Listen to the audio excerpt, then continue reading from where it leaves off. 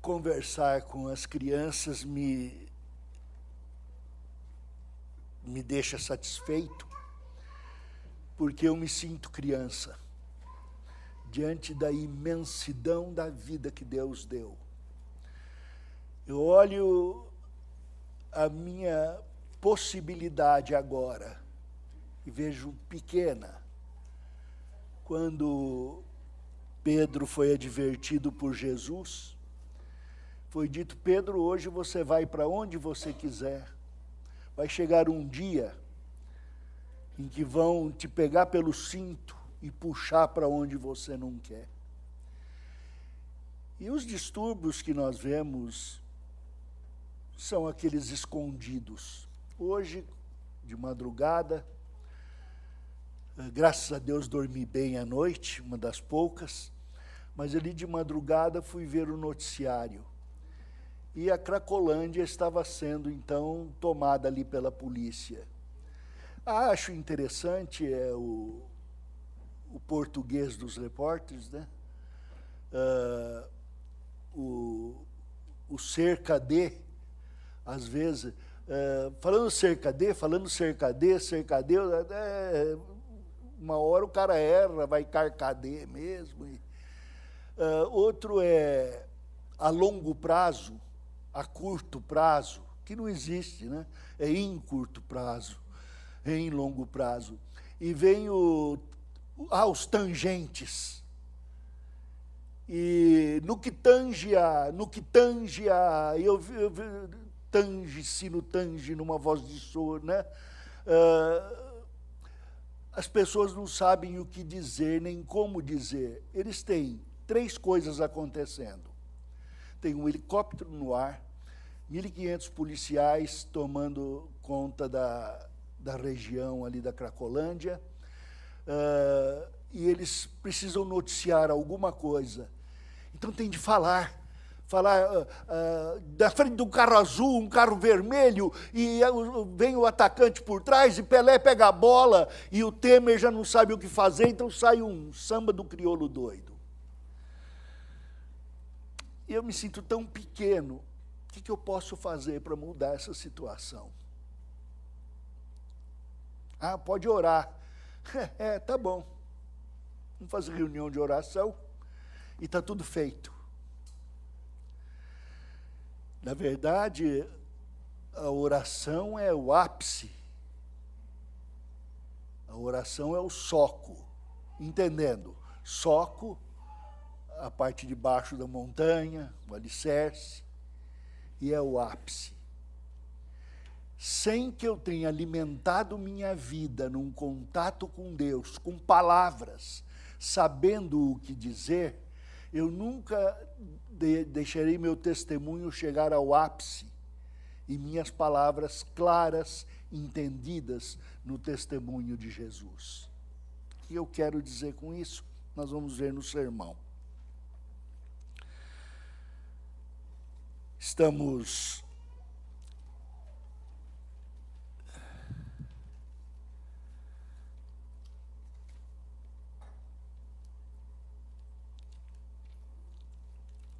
acompanhando o estudo de Efésios. Vou lembrar rapidamente, agora não preciso gastar tanto tempo. Efésios é um livro da herança do Evangelho. Está dividido em 3 partes. O primeiro capítulo nos apresenta a teoria, a doutrina da salvação, dada como uma herança legada pelo Pai, mediada pelo Filho e tutelada pelo Espírito Santo. No término desse capítulo, o apóstolo São Paulo faz uma oração para que entendamos isso. Entendamos que a salvação não é uma decisão por Cristo para fugir do inferno, ou para muitos crentes que não acreditam nem em vida depois dessa, para tomar uma bênção nessa vida. ser aí apadrinhado por uma companhia que nos deu uma propina boa. E, bênção, né? Fala em bilhões, com a cara assim mais lavada.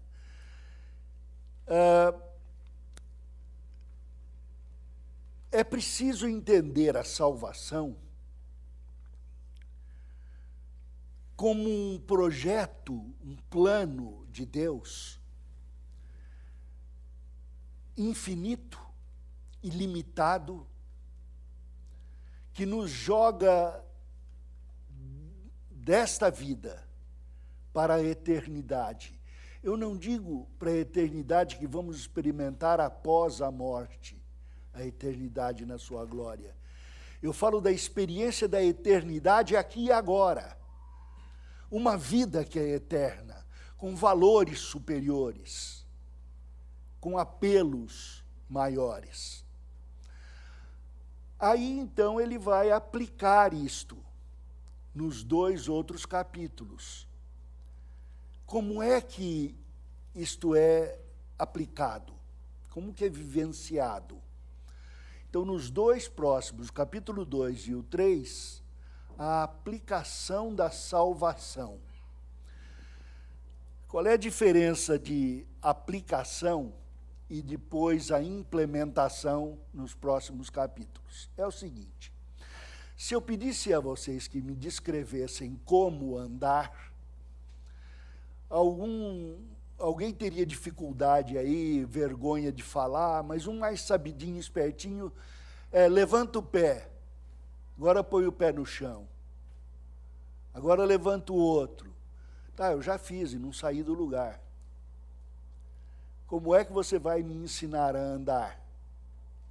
Falando. Ah, não, mas andar a gente não aprende só falando. É um movimento que tem algo de biológico, já está na pessoa, faz parte da sua consciência, e também é por ver os outros. Não, eu quero que vocês me descrevam. Porque as pessoas que vão ouvir o Evangelho não terão esta capacidade de um conhecimento inato da voz de Deus, e estão mortos para a experiência do novo nascimento. Como explicar? Aí alguém poderia me dizer, levanta o pé, agora cai para frente. Quando for cair, apoia com o outro pé. Assim, em equilíbrio e desequilíbrio, nós vamos andando. A criança aprende assim. Depois ela toma os outros movimentos mais complexos e não só aprende a andar, como aprende a cair, levantar, correr. Esta notícia passada de como é que se vive o Evangelho é esta prática, esta aplicação. Mas ela é teórica ainda.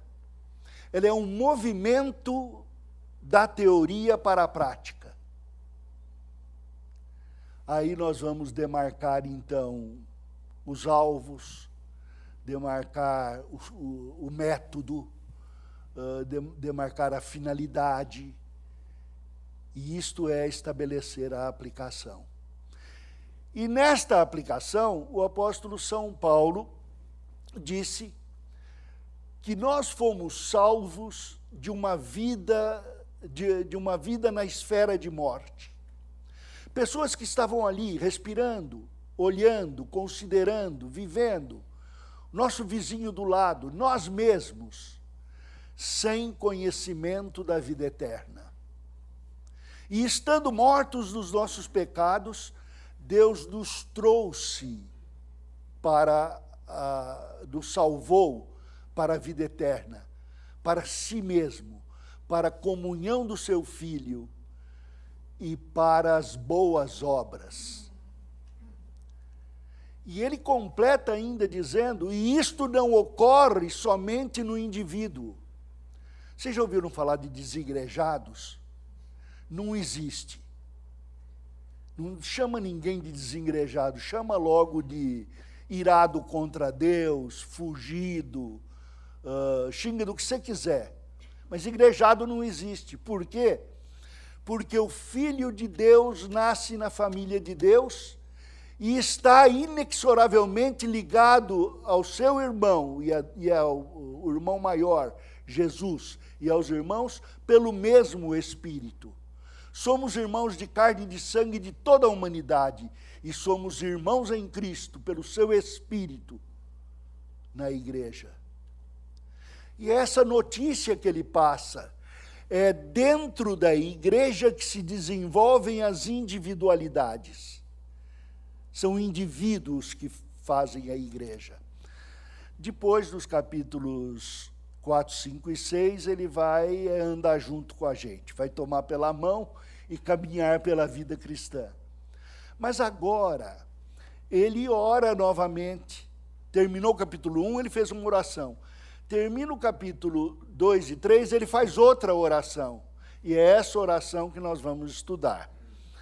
Por esta causa, me ponho de joelhos diante do Pai, de quem toma o nome toda a família, tanto no céu como sobre a terra, para que, segundo a riqueza da sua glória, vos conceda que sejais fortalecidos com poder, mediante o seu Espírito no homem interior.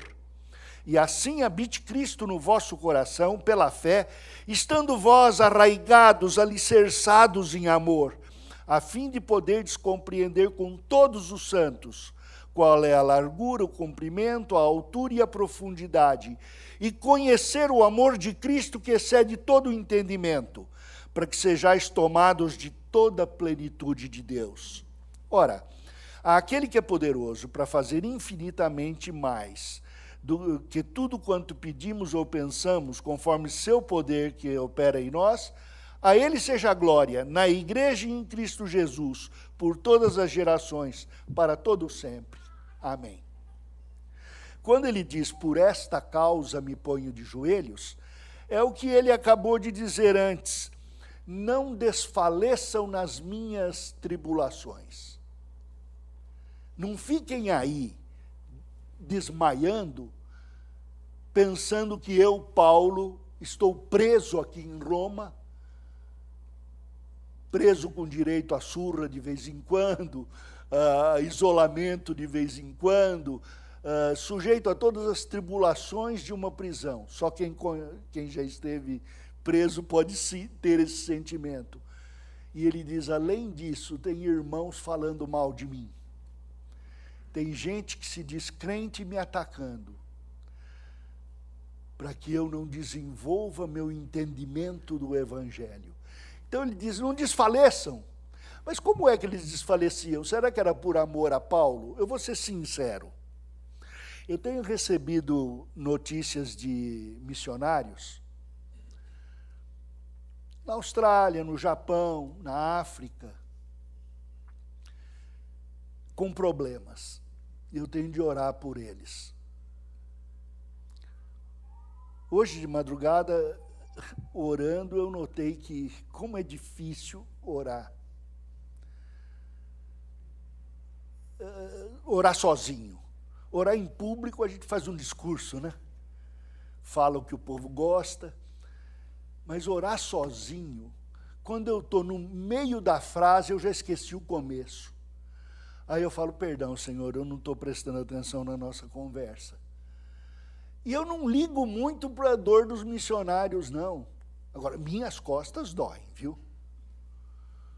Dói, e quando vocês ainda não ligam para a minha dor, aí dói mais, viu? Aí dói a espinha do cérebro. Dói é lá dentro mesmo. A dor dos outros, até se for igual à minha, aqui nessa igreja não se pode falar de dor, eu tenho dito. Todo mundo dói. Quem não tem dor em si mesmo, dói para os outros. Mas a minha é diferente da de vocês. Mesmo que você tenha uma dor igual, não vai ser no mesmo momento e não vai ser nas minhas costas. Para que eu seja sensível à dor dos outros, é preciso que eu considere a minha própria vida, que eu considere o meu pecado, que eu considere a minha culpa e considere o sangue de Jesus curando o meu pecado, curando a minha vida. O meu Senhor me tirando da pequenez, da limitação da minha alma e me levando para a sua, para entender a sua vida. Aí ele diz, por esta causa, porque vocês sofrem mais pensando, se Paulo, que é santo a dar com pau, está sofrendo lá, e eu, se der testemunho aqui, o que vou sofrer? Que ele leve a pancada, eu pelo menos aqui não queria levar. Ou outros dizendo, eu amo a Paulo, e ele está sofrendo lá, eu queria fazer alguma coisa, e não posso. Ele diz, por esta causa, eu vou ensiná-los a como trazer a salvação eterna, o usufruto da herança, à sua completitude. Como tornar pleno a riqueza desta herança da salvação. Aí ele diz, eu me ponho de joelhos diante do Pai, de quem toma o nome toda a família, tanto no céu como sobre a terra, para que, segundo a riqueza da sua glória, vos conceda que sejais fortalecidos com poder, mediante seu Espírito no homem interior. Não podemos levantar todas as coisas desse texto, mas há algo que sobressai aí. A palavra pai, usada aqui, é pater, no original, que é bem conhecida na nossa língua. Ela é usada no sentido duplo. Primeiro que Deus, na Trindade, o Pai, é cabeça de toda a terra. Alguém escreveu numa dessas mídias sociais aí, Deus é Deus da igreja, não é Deus das nações, não é Deus do Brasil, não é Deus de Israel. Num sentido está certo, no outro sentido está errado, e tem que se explicar bem para não ser mal entendido. Deus é o Deus de todas as nações. Deus criou o homem à sua imagem e semelhança, homem e mulher os criou, e disse, multiplicai-vos e enchei a terra.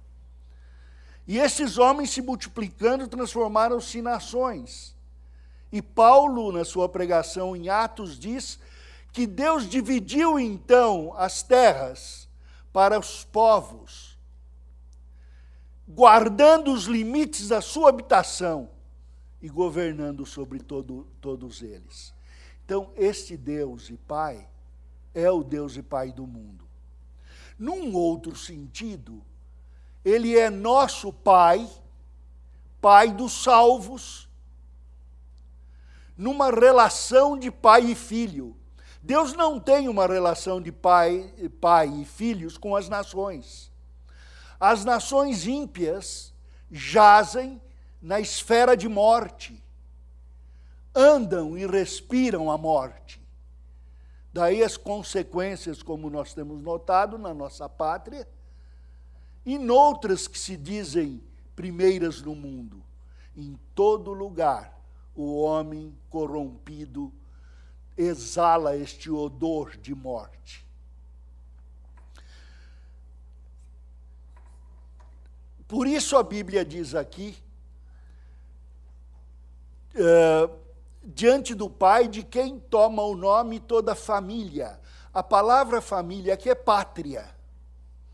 Não pátria com letra maiúscula, como se referindo à pátria em que vivemos. Mas pátria no sentido mais original, de descendência. Todos derivamos de um mesmo Pai. Todos os que nascemos de novo, que recebemos a herança da salvação, que fomos feitos filhos, mas a quantos o receberam, deu-lhes o poder de serem feitos filhos de Deus, a saber os que creem no seu nome, diz a Bíblia. A igreja é chamada de pátria nesse sentido celestial. Então, ele se coloca diante do Pai, de quem toma o nome toda a igreja, toda a pátria, para que a riqueza do seu poder seja estabelecido pelo Espírito Santo na igreja, formando, dando forma e ação ao corpo de Cristo. Então, as três palavras, Pai, Pátria e Poder, estão definindo aí uma filosofia de ação, uma localização da ação. Pensem um pouco na questão da política que vivemos hoje. O mundo inteiro vive seguindo ícones, seguindo heróis. Tomás Antônio Gonzaga já dizia que o imperador grego que dominou o mundo inteiro, Alexandre Marília, foi um grande herói porque venceu. Houvesse perdido e não seria. A ideia da história do Brasil é de seguir certos pais também. Por exemplo,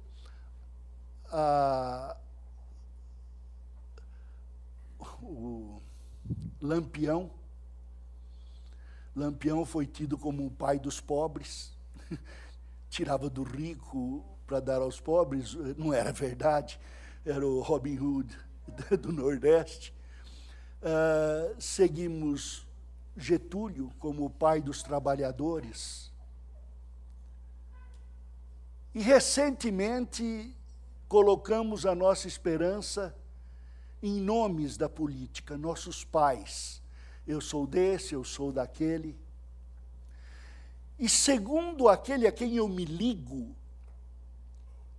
eu me afilio. Eu faço parte da pátria do meu pai. No momento em que eu ceder e usar os poderes deste mundo, já terei localizado a minha vida dentro desses padrões. Padrão moral, padrão emocional. Conversando com um moço, ele disse: pastor, eu tenho de me livrar dos meus pais e ser eu mesmo. Eu quase que ajudei. Um bom chute no traseiro faz a pessoa dar um pulo, virar pipoca no ar e virar do avesso. Como é que você vai ser você mesmo sem seus pais? Eu tenho um jeito. Eu tenho um treinamento lá em casa, físico. Eu ensino você a dar salto mortal. Quando você der o salto mortal, enfia o pé pela boca e some. E você vai aparecer numa outra dimensão por você mesmo, sem pai. Você não pode negar o que você é. Eu nasci do meu pai e da minha mãe. Se meu pai foi bom ou mal, Deus o sabe. Se minha mãe foi boa ou má, Deus o sabe. Mas eu sou filho do meu pai e da minha mãe, a quem devo honra. Fosse papai um bandido, eu diria: honrado papai. Ser bandido não é bom. Ele poderia até me apontar à Câmara dos Deputados, mas eu poderia dizer honrada mamãe, mesmo que ela não tivesse honra, porque ao filho fica bem honrar aos pais. Ah, mas papai era um agressor e me violentava. Você não precisa ficar perto dele. Evita o homem faccioso, depois de admoestá-lo primeira e segunda vez. Você não precisa se prender aos padrões dele, mas é o tratamento que você dispensa a eles, é que faz o que você é. É o uso do perdão que faz o que você é. É o uso da confissão que faz ser o que você é. Não é fugindo das tribulações da vida que eu vou descobrir quem eu sou. Convivi com brasileiros nos Estados Unidos na época dos guetos. Eu não sei se ainda é assim, mas uma vez fui traduzir para um doente no hospital. Depois de ter dito a ele, olha, o que você tem é pneumonia, não gripe, porque ele já estava discutindo com o médico fazia meia hora, tentando dizer ok e não conseguindo. Quantos anos você está aqui? 12. E não sabia falar a língua. Não havia aprendido ainda nada. Estava ali para usufruir de alguma coisa, mas não mudava o que ele era. Como disse o poeta brasileiro, deixei crescer minha barba, mudei de fisionomia, mas aqui dentro do meu peito não mudava o que eu sentia. Paulo está dizendo que Deus é o Pai. Deus, o Deus da Bíblia, o Pai de Jesus Cristo. Não qualquer Deus. Não um Alá. O Deus e Pai de Jesus Cristo tem uma família, uma pátria. E o poder que Ele exerce dentro de mim me fortalece para demonstrar a sua glória. Vamos de novo ver o que é glória, porque a gente fala, mas as antigas imagens ficam. Muita gente pensa que dar glória a Deus é dizer, ô glória. Outros escrevem no carro, ô glória, né? Outros pensam que é cantar. Vamos glorificar a Deus? Vamos. Seja louvado Deus. E cantar é muito bom, eu gosto. Quando a Adriana me chama para construir as traduções, as letras, eu fico contente, pena que não dá certo. Mas não é isso que é glorificar. Glória é o brilho que há em Deus, o brilho de seu caráter, que demonstra toda a riqueza de quem Ele é e o que Ele faz por nós. E glorificar a Deus é refletir este caráter. Conversando com uma pessoa aí, ela disse, o meu filho me emprestou um dinheiro, estou meio endividado, e eu não tenho como devolver, pedi para ele perdoar, mas ele disse que não, que é para me ensinar. Ô Pai nosso que estás no céu, ô santificado Deus do céu, perdoa esse homem porque ele não sabe que está escrito. Perdoa os nossos pecados assim como nós perdoamos os nossos devedores. O poder do perdão é parte do caráter de Deus, o Deus que nos perdoou. A confissão é parte da aplicação do sacrifício de Cristo que pagou pelos nossos pecados. Se eu estou errado, eu confesso. Se eu estou certo, eu perdoo. Não há como sair destas linhas, são os limites da minha pátria, em cima e embaixo. É o soco e é o ápice. Ele continua ainda dizendo, para que sejais fortalecidos com poder no homem interior. E aqui eu paro um pouco. A pátria é feita de cidadãos. A pátria celestial é feita de membros, filhos de Deus. E para que a igreja espelhe a glória de Deus para a pátria em que vive, a pátria natural, o mundo em que vive, será necessário que o homem interior seja mudado. Já falei aqui muitas vezes na igreja que durante estes 50 e poucos anos de casado, eu orei muito para Deus mudar a Beth. Eu queria que ela fosse parecida comigo, alma gêmea. Até que fui alertado por Deus que uma Bete de cavanhaque, de quase careca, tudo não seria bom. Que Bete é Bete, Lau é Lau. E Deus queria me mudar. Porque mudando o meu interior, me faria vencer todos os conflitos, todas as tribulações que pudesse haver dentro do casamento. É no homem interior que se fazem as mudanças. A sociedade é mudada quando homens mudam o seu interior. Vamos fazer aí um trato no Brasil? A partir de hoje, todo brasileiro só falará a verdade. Ninguém comprará ninguém com dinheiro, mas cada um terá o seu justo valor segundo o seu mérito. A mudança só com isso já seria grande. Nós continuamos. Um homem perdoará o pecado do seu irmão. Todo homem confessará o seu pecado. Imagine o que iria acontecer. Pois é isto que tem de acontecer na igreja. É a proposta de Paulo. Daí ele entra, então, numa segunda, os movimentos dessa aplicação. E assim habite Cristo no vosso coração, pela fé. Cristo já não habita no meu coração? Um dos pastores aqui da igreja, quando era pequeno, teve uma dúvida atroz. E foi perguntar para a mãe dele: mãe, se Deus está no meu coração, Ele está sentado ou em pé?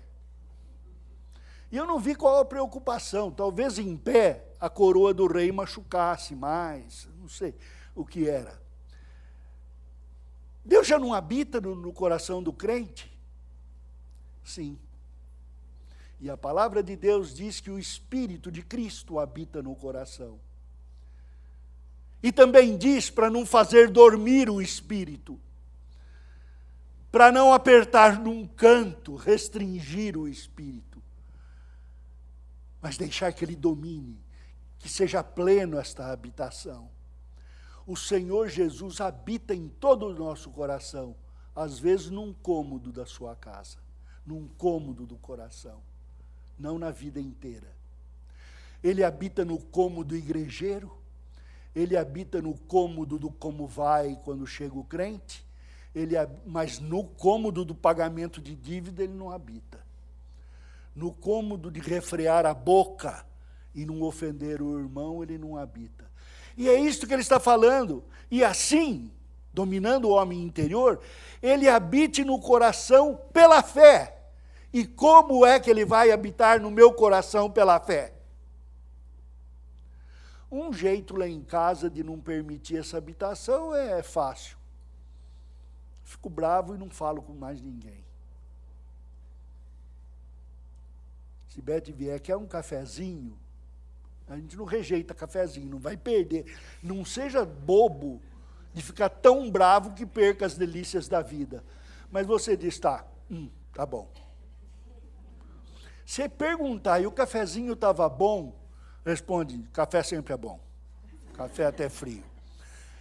Mas o café não sai tão gostoso como tomado a dois. Às vezes, uma xicrinha de café do Porto, errei, dividido a dois, é tão gostoso. A palavra de Deus está dizendo que a maneira de produzir a habitação de Cristo, que já habita no coração, produzir a habitação na pátria, é cada um tendo o exercício da herança, arraigados e alicerçados em amor, no conjunto da igreja. Para ser crente, eu tenho de vivenciar o amor para com os irmãos. Eu concordo com você que às vezes nossos irmãos são como porco-espinho. Meu cachorro, quando foi antes de ontem, pegou um ouriço Sabe o que é ouriço, né? Parece um porco-espinho pequenininho assim. Ficou com a boca cheia. Eu nem posso mais fazer nada. Conseguiram tirar lá do cachorro com alicate, né, alguma coisa. Crente parece porco-espinho. Como já foi falado, quando está frio eles se juntam, quando esquentam um cutuca o outro. Às vezes o crente tem que ser engolido com um copo d'água. É porco-espinho que você come com um gole d'água em cima. Eu sou um deles. É difícil conviver com Vadislau. Vadislau gosta de gente de vez em quando precisa delas. Fui chamado para ser missionário numa ilha deserta, nunca atendi esse chamado. Talvez porque não tivesse computador nem biblioteca lá. Mas este, que é um dos espinhos do corpo, pode ser transformado e será transformado pelo seu amor. Eu tenho amigos que já duram meio século e eles me conquistaram. Foram atrás, perseveraram. E quando eu pequei, me perdoaram. Quando eu não confessei, me levaram à confissão. Isso é transformador. É isto que move em nós o processo de pobres de salvação, sermos ricos do poder de Deus, ricos para a transformação, sem medo da tribulação. Notem que é interessante.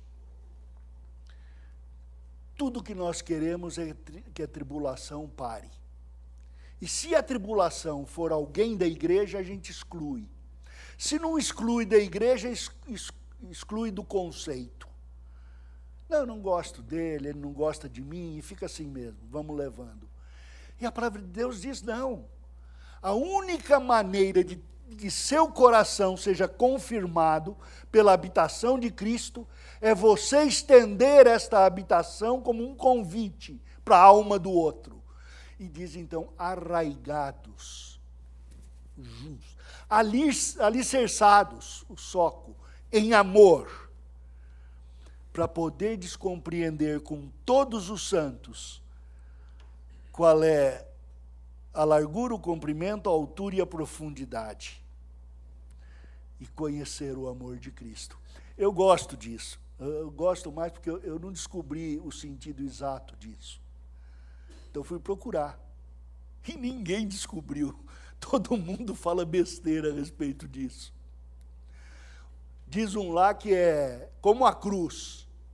A altura da cruz, profundidade da cruz, baixo da cruz, os lados da cruz.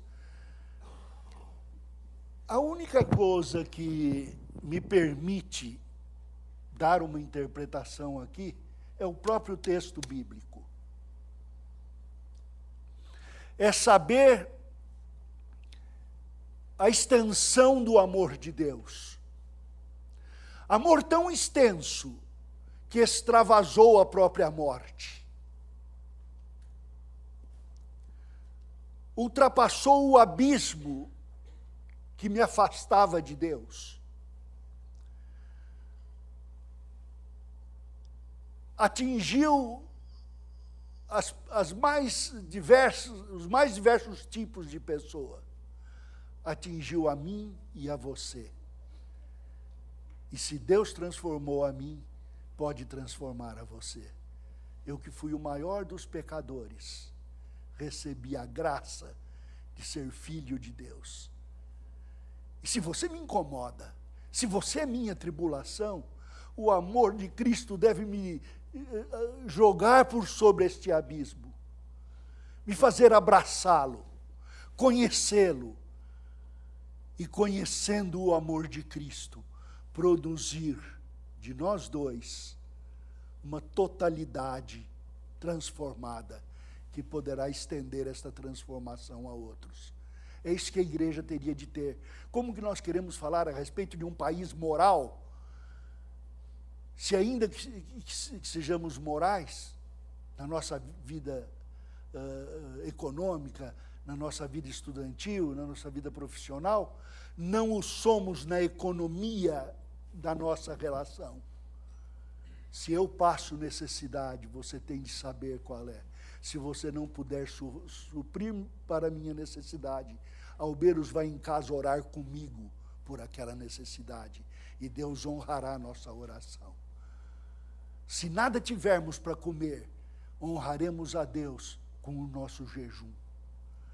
Mas a alma será farta. É esta que é a proposta. A proposta da palavra de Deus, para que a nossa comunhão tenha o peso da glória. Agora eu vou dar uma ideia desta altura, largura, comprimento, altura e profundidade. Tudo que recebemos vem de Deus. Vem aí do texto bíblico. Nada vem de nós mesmos. Nada tenho de bom para oferecer a Deus. Nenhum mérito para a minha salvação. Tudo que tenho vem do alto. Recebo na profundidade do meu coração, na profundeza dos meus pecados. No conhecimento de que estive morto para qualquer sentimento, e Ele me fez renascer para todo conhecimento, para todo sentimento. E não para somente aí, deve sair do meu coração e alcançar a largura de um gesto amplo que abraça a todos com o amor do Senhor. E até aqueles que não são da fé, aos nossos irmãos de carne e de sangue, é estendido nosso amor em termos das nossas boas obras. Isso é transformador, isto é riqueza. Por fim, ele vai falar a respeito da operação desta aplicação. Durante muito tempo, mamãe orou por mim. Menino problema, com 14 anos saí de casa, voltava ali quando precisava. Depois, metido em movimentos políticos, envergonhei papai, mamãe. Papai fundador de igreja, presbítero, pregador. Eles oravam por mim. E parecia que não ia dar certo. Um dia a mamãe mostrou o desespero, dizendo: filho, eu não sei nem se vou continuar a orar. E foi onde doeu no meu coração. Naquele tempo, no processo do golpe de 1964, metido nessa situação, experimentei prisão, tortura, e quando saí dali em desespero, eu só podia pensar nas orações da minha mãe e nas lições do meu pai. Lições da igreja, seu Mosca, meu professor de escola dominical quando criança. Me lembrei também dos meus pecados, das pessoas que ouviram minhas blasfêmias, mas que me amaram.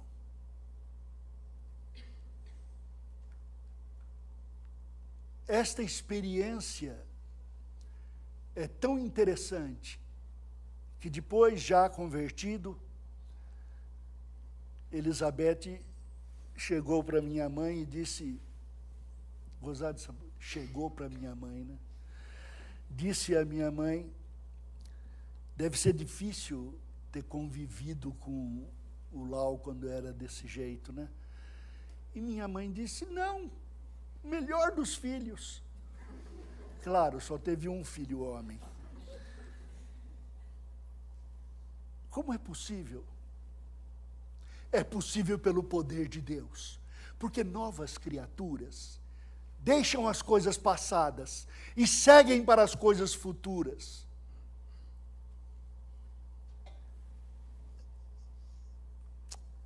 Este Deus que responde essas orações o Deus que responderia a esta oração de Paulo, em favor dos Efésios, em nosso favor, Ele é poderoso para fazer infinitamente mais do que tudo quanto pedimos ou pensamos. Deus mudou a minha vida. Isso tem sido interessante, a minha esperança.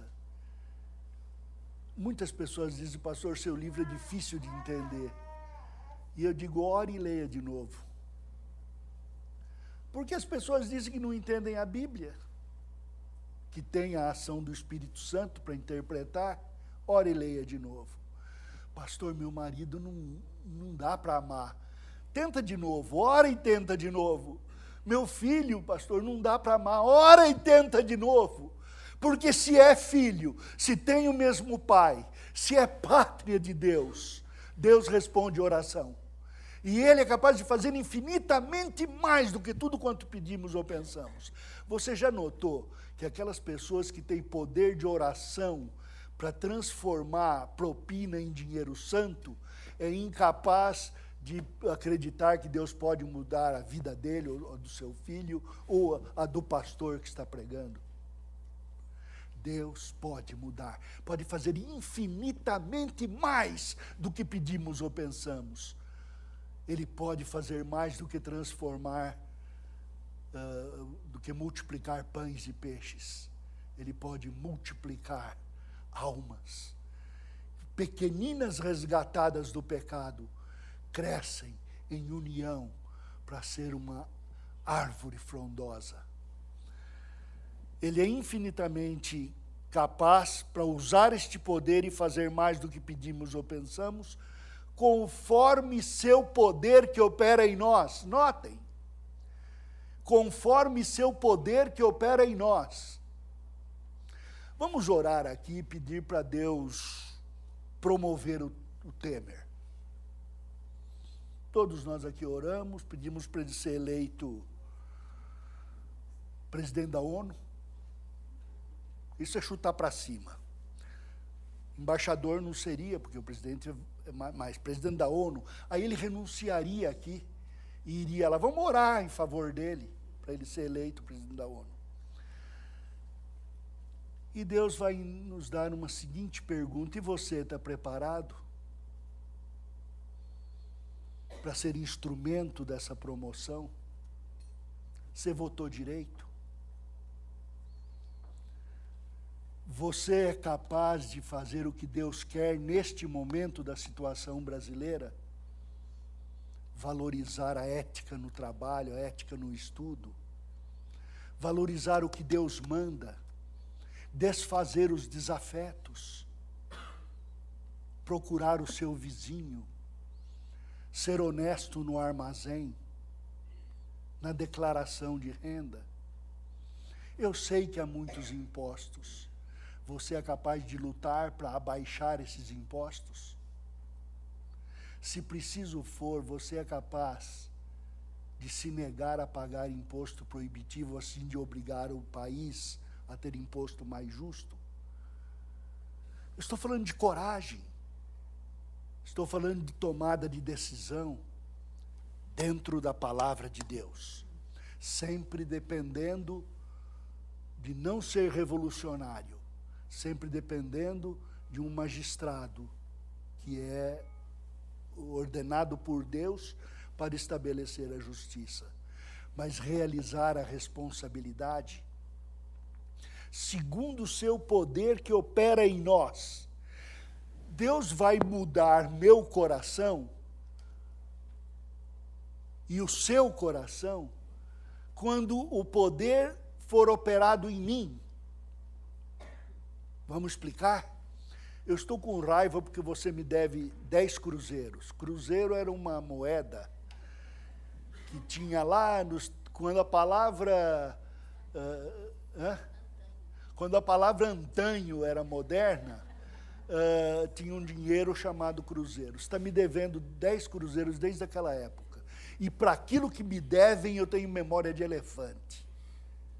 Tenho recibo gravado na cabeça. O que eu posso fazer para tirar esse peso do meu coração? Eu vou à sua casa com 10 cruzeiros, por isso que eu tenho aquela coleção. Eu tenho uma coleção de nota velha lá. eu levo a sua casa e pago o que você me deve. Aí tiro do meu coração.